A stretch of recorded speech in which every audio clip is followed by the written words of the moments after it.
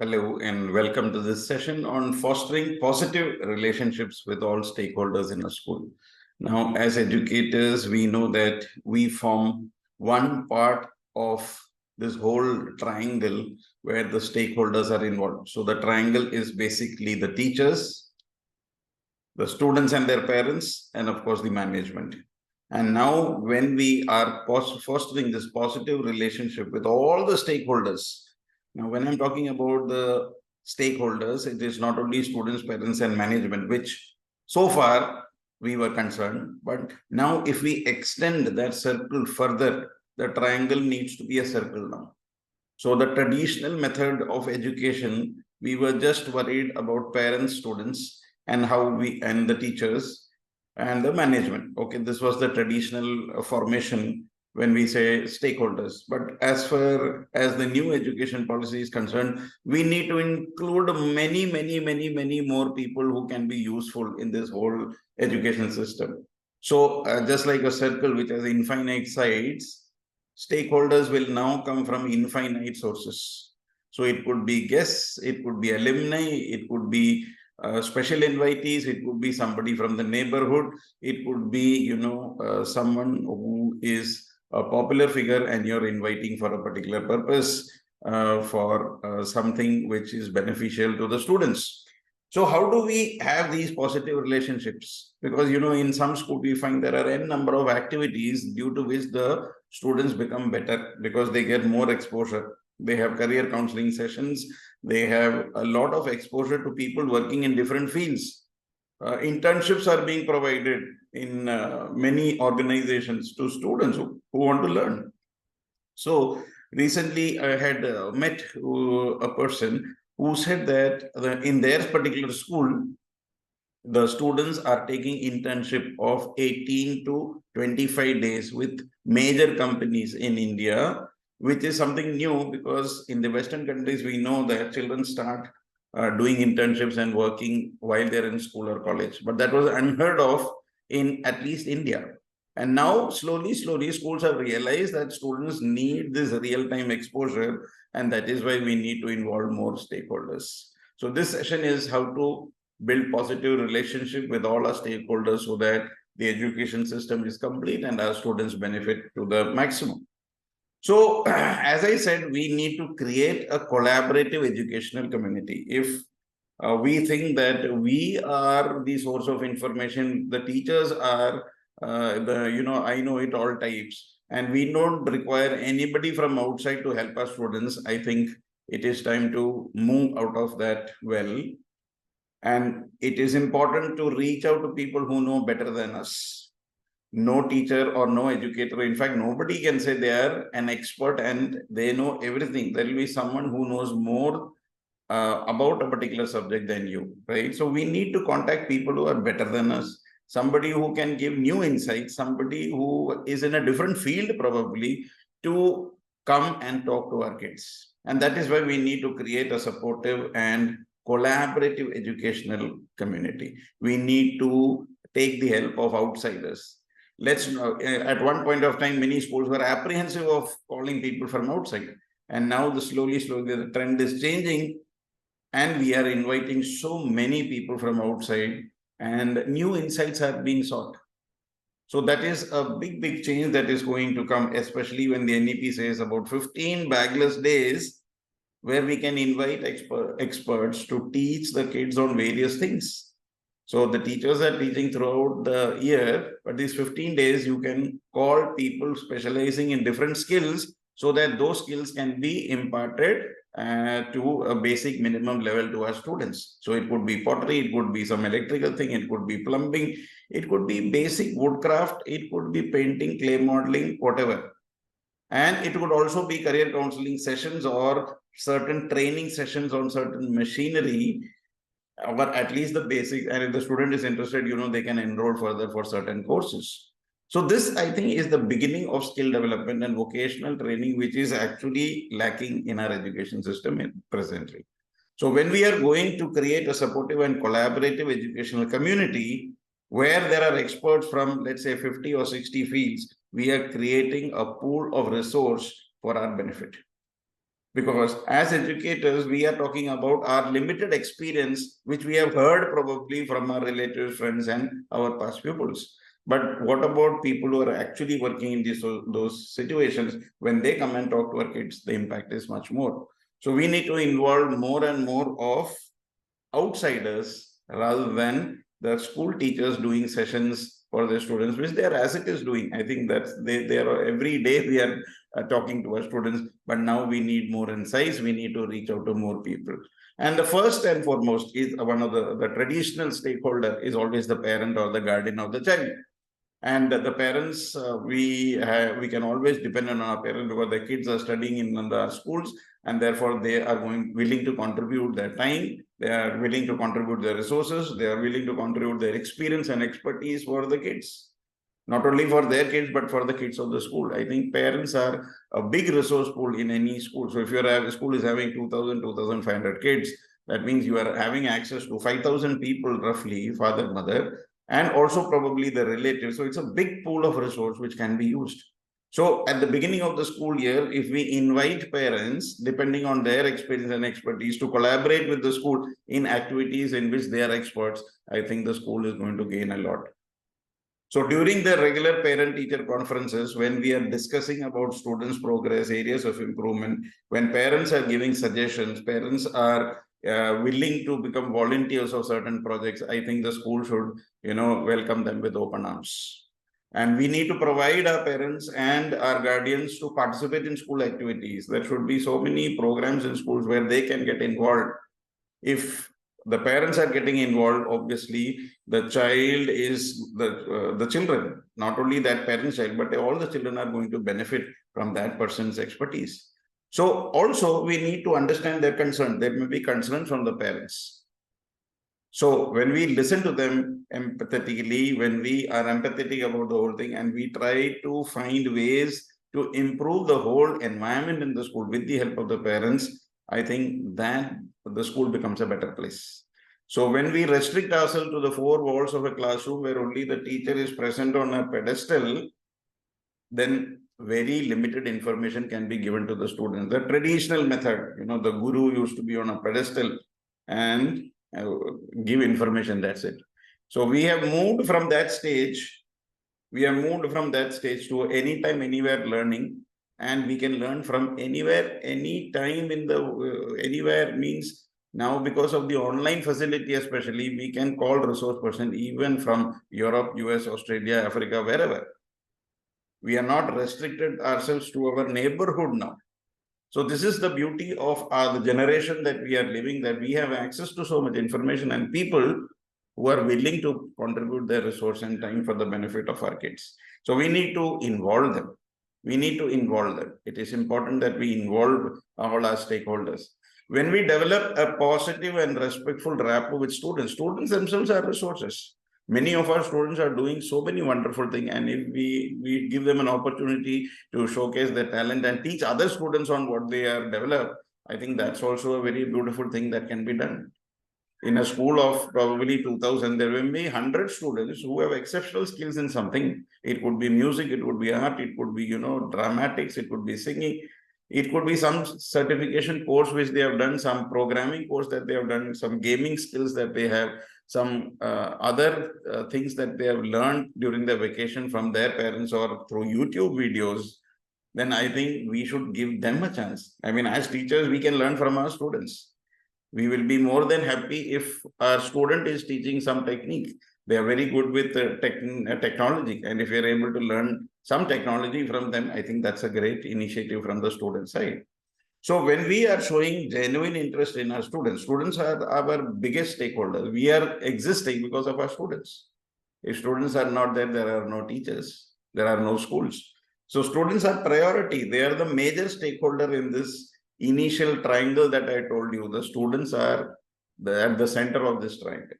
All the other stakeholders are there because of our students. So when we show genuine interest in our students' academic performance and also the socio-emotional development and also the skill development, then the personality grows. The character of the child grows. And when we are incorporating students' voice, what do the kids want? Do we ask our students what they want? I think our students have got opinion. And when we are behaving like a dictator and saying that this should happen, then nowadays students are also opposing that. Or they, because of fear, they may be obeying you, but they may not be happy. So that is what happens when we are collaborating with our students. We need to collaborate with our students, find out common solutions and ask them what do they want. So decision-making process, we should involve them. Many schools involve the student council in deciding on certain things like curriculum and the school activities, which is a beautiful thing. And if we go by the traditional method of just giving the notice and the students have to follow, I think we are in the dark ages. The modern age says that involve the students, involve the parents, and why should we be afraid of involving them? Because learning process has to be together. We all need to grow together. And unless that collaborative environment is created, any achievement cannot be celebrated. So we are going to celebrate the achievements both academically and personally when we collaborate together. Everyone will be happy because they have contributed. Every stakeholder has contributed to the growth, and therefore there will be celebration. So when we are collaborating with our colleagues, the teachers, who is the foundation of the school. Good teachers are foundation of this country, because if the teachers are good, the children also are going to learn from you. You teach them some wrong values. You yourself, I had mentioned in one of the seminars that we are the best teaching aids. All the other teaching aids that we bring to the classes are only supplementing your teaching. It is not substituting you. Nobody can substitute you. A robo cannot substitute you. An artificial intelligence program cannot substitute you. They can only supplement us because we have emotions. We have so many qualities which machines don't have. And that's the beauty of a human being. God has created human beings with certain perfection that it cannot be replicated through machines. Machines can give us knowledge, but it cannot be empathetic. It cannot collaborate. It cannot distinguish between students. So this is important, that we need to foster a supportive relationship with our fellow teachers. Or everyone should collaborate amongst themselves and not, try to compete with each other. The environment should not be competitive, but it should be collaborative. And therefore, we need to share our resources with one another so that our students benefit. Not that one section is doing something, another section is doing something. Lesson plans and best practices we need to share. So it is important that the school encourages the teachers or give them opportunities to share good practices with other educators. Because if one teacher is good, that teacher will have so many methods to deal with students, so many methods to introduce the chapter. Why should it be a secret? It should not be a secret.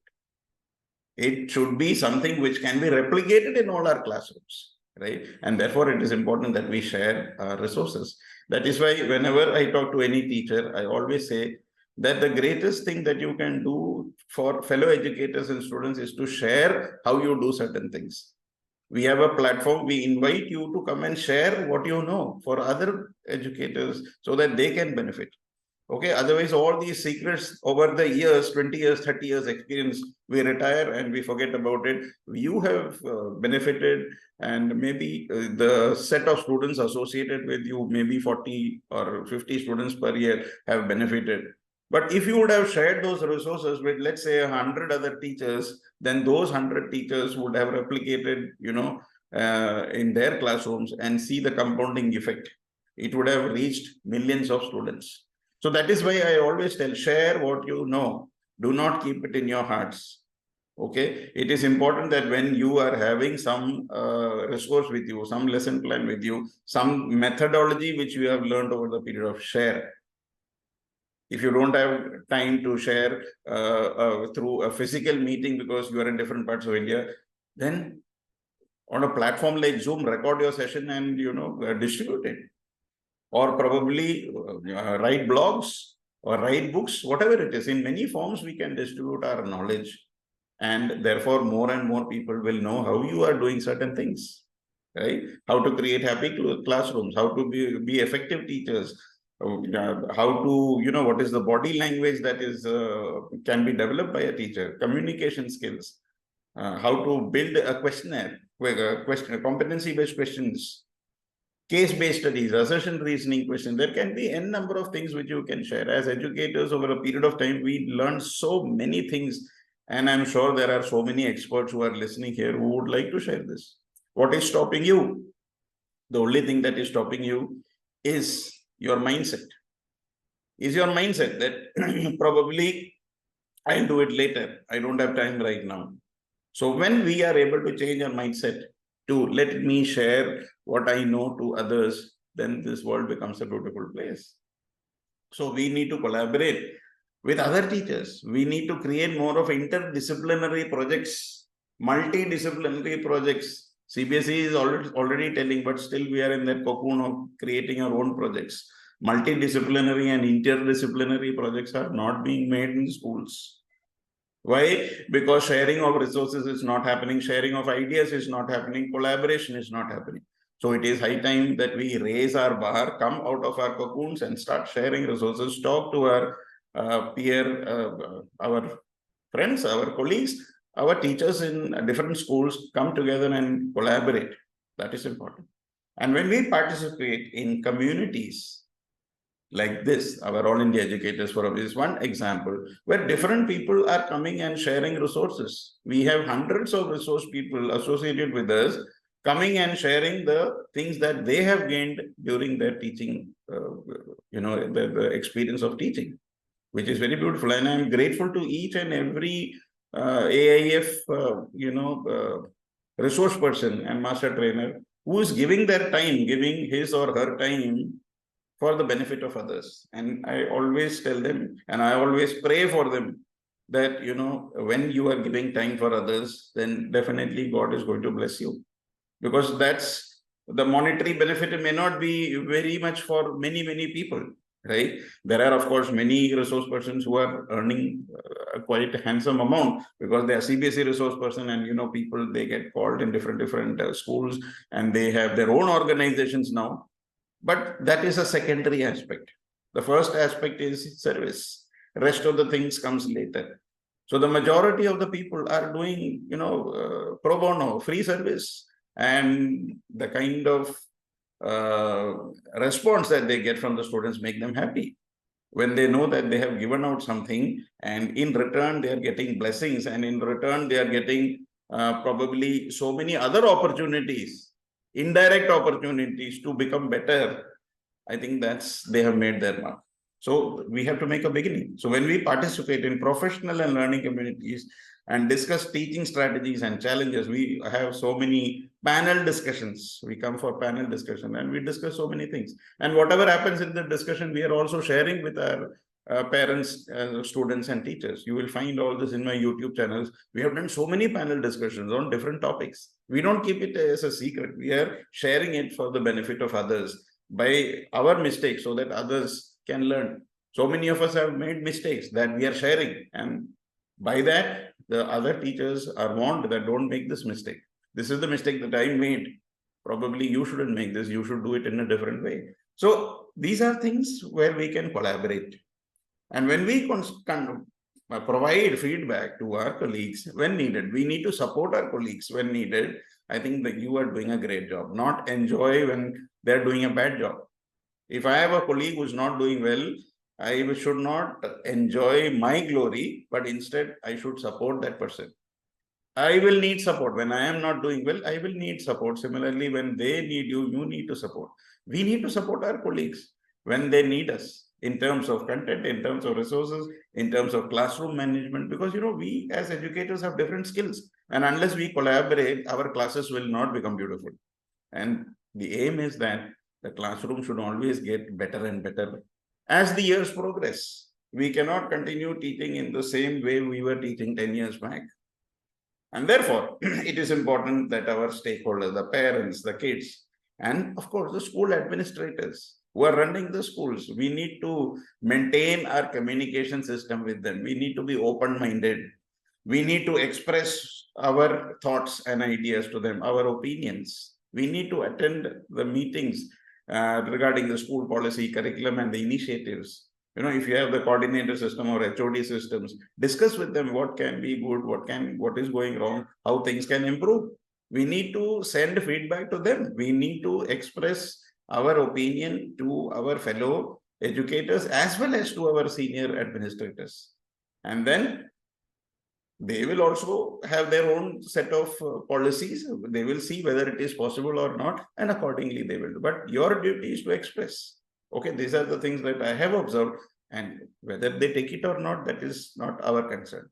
But as human beings who want the betterment of our kids, I think we need to express our opinion on things which you think is good for the students. So we need to support our management wholeheartedly for any activity, any goal, any objective that the school administration have, and we should be actively involved in all the school activities which is beneficial for the students.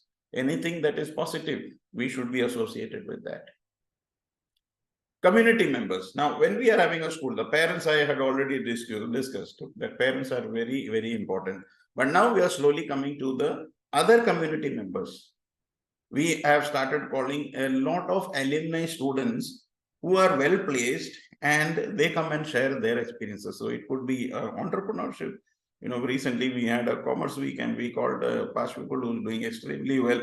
And he came and shared how to, build your how to start up, how to do a startup, what are the things involved, what are the legal issues, how to register things, what is how important marketing is, the digital content that has to be created.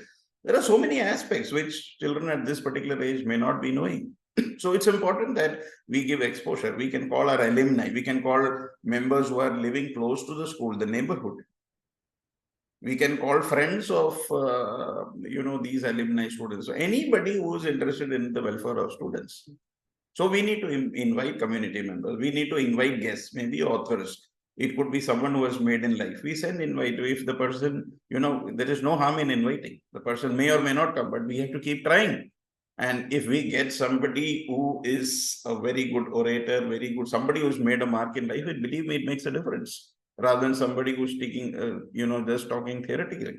So it's important that we involve community members to share their expertise, and career insights with the students. So, and we need to inform all this through newsletters, through website, through social media, all this, so that everybody comes to know that these are the things which is happening. So nowadays, we can make even a digital format school magazine. It should not be an expensive affair. Like every year we have a school magazine and we spend so much money on it. So digital, we can prepare. People should be aware that these are the things that are happening. So community should be informed. When people get information, they will also volunteer. Okay, this is what happened in your school. I would also like to be a part of it. I am free on this days. You can invite me. We've got so many offers like that. So it's important that we involve our community members. Support staff. Every school has a support staff. Okay, and normally we do not acknowledge their contribution. And whereas they are doing so much, they help the school to be clean. They help the setting of stuff. The benches have to be moved from one place to the other. So we need to express we need to express our appreciation for our support staff, because without the support staff, the school cannot run.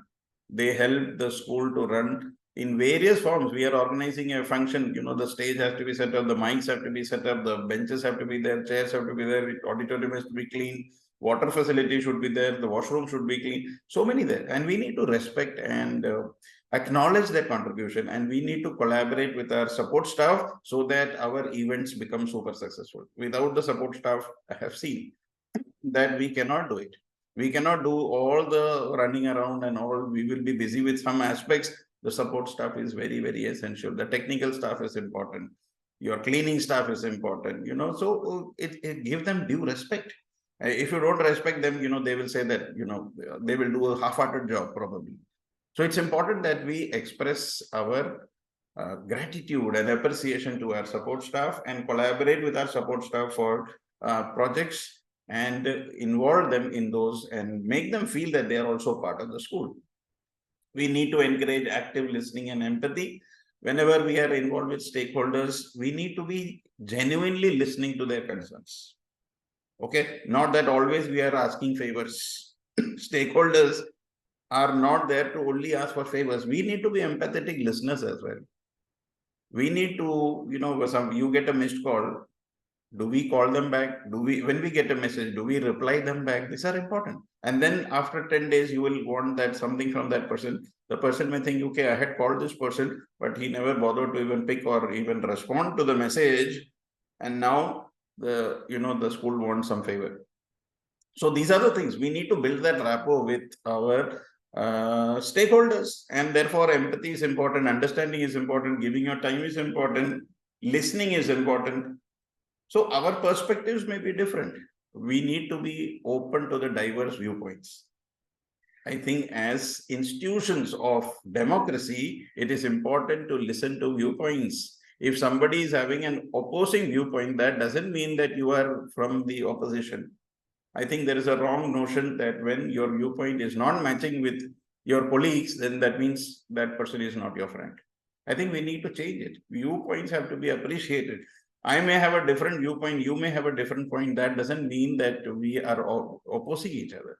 We are just opposing each other on that particular topic because our views are different. That doesn't mean that you are not my friend, right? It is not that you are my friend, so you have to agree with me. You are free to disagree with me, right? Because opinions are different, and I think we need to respect diverse opinions. And as we are going into this social media and instant gratification age, when concentration is becoming less, when empathy is becoming less, it is important that we increase our active listening. It is important that we listen, because the tendency is always to talk and always allow the other person to listen. You yourself don't listen. You are interested only in giving instructions. The other person has to follow. Viewpoints are not taken. There is no discussion. If you give a different opinion, then you are seen in bad light. So these are the problems. So we need to give viewpoints. It may or may not be accepted. Your viewpoint may be different. I think it's fine. But I think the ability to express your opinion should be given in all platforms. And therefore, we need to involve the stakeholders, and we need to value them, and we should make them feel that they are heard.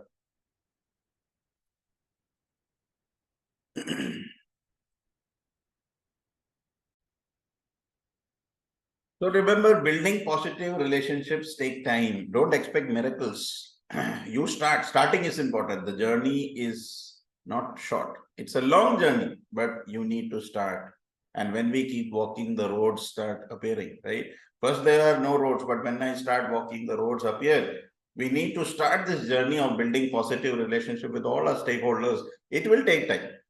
There is no doubt about it. But we need to consistently prioritize our communication, start collaborating with each other, and be empathetic. That's the word for today. Be empathetic to foster a strong sense of community within the school. And then I think the schools are going to be a happy place.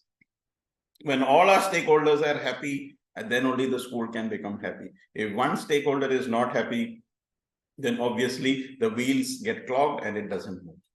So let us all, as educators, as parents, as students, as management, as alumni, as parents, as guardians, as people who are in a community, help building our schools to become a happy place. And I would invite all the stakeholders to cooperate with your schools and see how best you can cooperate with them. How best can we bring in our experience and expertise for the benefit of our students. So on this note, I want to wish you all the best. And I sincerely hope that schools become a happy place for everyone, not only for the kids, but for the teachers, for the management. It should be a place where you get up in the morning, you are happy to go, and you come back home contented that you have done a great job. Thank you and all the best.